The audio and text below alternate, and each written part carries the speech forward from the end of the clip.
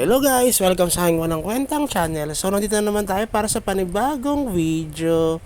Ngayon guys, ay ipapakita ko lang sa inyo itong fryer set. Kung paano ba makakuha nito.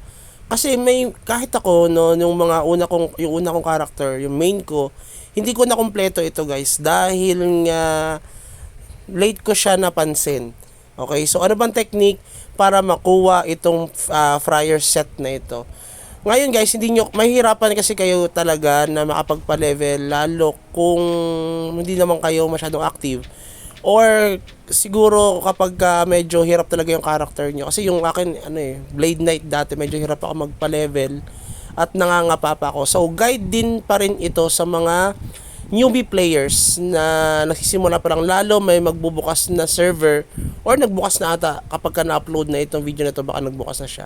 So tandaan nyo lang itong Dragon Scale at saka yung potion na XP potion na yan.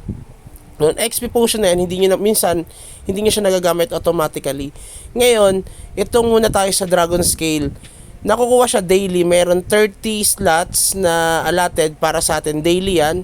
Huwag nyo muna siyang gagamitin at itagaw nyo muna. Okay? Once na kayo ay medyo naghahabol na doon sa bounty nyo, doon sa specific level na kailangan na makuha natin para doon sa fryer set, kailangan doon nyo lang siya gagamitin. Kapag hindi nyo maabot o feeling nyo hindi nyo maabot yung level na yon, kasi magbibigay ng experience itong Dragon Scale na pinakita natin, tapos itong XP potion na yan. So kung mapapansin nyo, tayo ay magto 200 pa lang, balak natin kuhain yung gloves ng fryer set. Ang nakukuha ko pa lang is yung helm.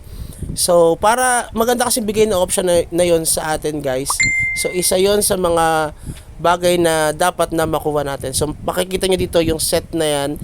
Kapag nakompleto nyo yan, yung 7 items na yan, yung gears na yan, may mga options na ma-unlock na mabibigay sa atin.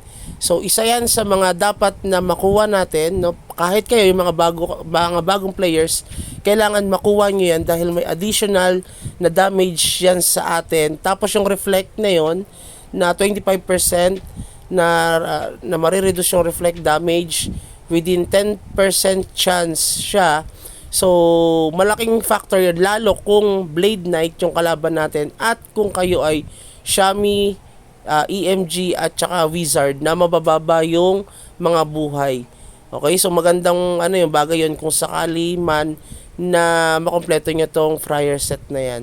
So para sa akin guys, ang gawin nyo lang, mag-ipon lang kayo ng Dragon Scale yan para makompleto nyo yung set na yan. Ang ganda, no? Mukha siyang ginto, no? Hindi siya pwedeng isang pero maganda lang siyang tignan. Okay? So, ngayon ang kinagandahan yan guys, kapag nakompleto nyo yan, may mga option at damage na bigay sa atin. Additional damage, may nakalagay dyan, no?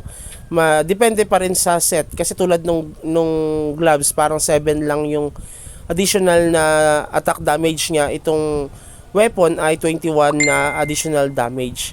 So mas maganda yon na makompleto natin siya dahil mas tataas yung damage increase sa atin. So sana kahit papaano ay nakatulong itong video na ito, lalo yung mga bagong players ay hindi pa alam yung mga gagawin. Newbie guide pa rin itong Walang Kwentang vlog natin.